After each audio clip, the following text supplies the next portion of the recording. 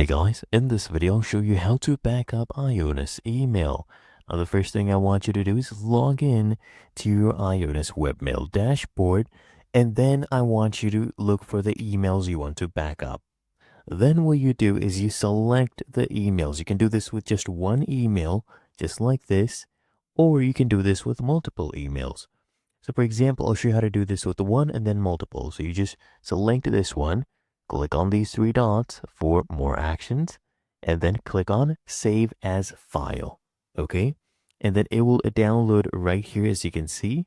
When it blocks it, that's okay. Just click on Download Unverified File, depending on your browser settings.